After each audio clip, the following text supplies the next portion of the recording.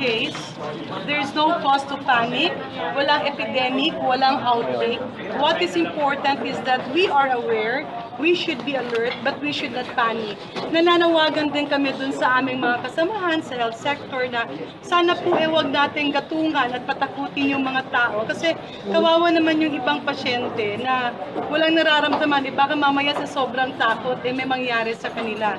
So what we are saying is that even before this happened, alam naman talaga natin meron nang nagsazika dito sa Pilipinas at paulit-ulit niya natin sinasabi that the possibility of it coming here is there dahil meron tayong lamok, meron tayong previous infections, at yung nakumpirma na kaso dati, walang history of travel.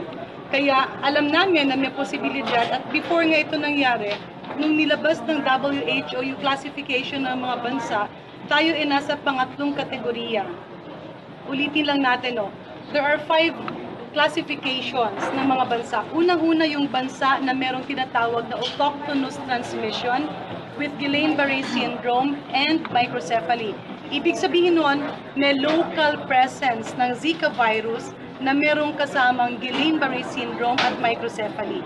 Yan po ang Brazil.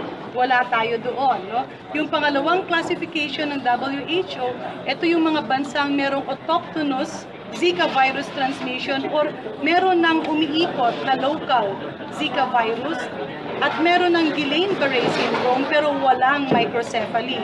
Hindi rin tayo kasama din. Kung tayo nasama sa mga bansang merong local presence of the virus, dati pa, that's 2007 to 2015 na data, pero walang documented case of Guillain-Barré syndrome and microcephaly. Katanungan, do we have the capability to test? Yes. At meron po tayong nakaantabay dyan. Did we test other patients before this American patient? The answer is yes. But they all turned out negative. Itong pasyente na ito, nung nakaramdam siya ng sintomas, sa Amerika na siya nagpakonsulta. Why did it take a few days? Dahil maraming confirmatory test.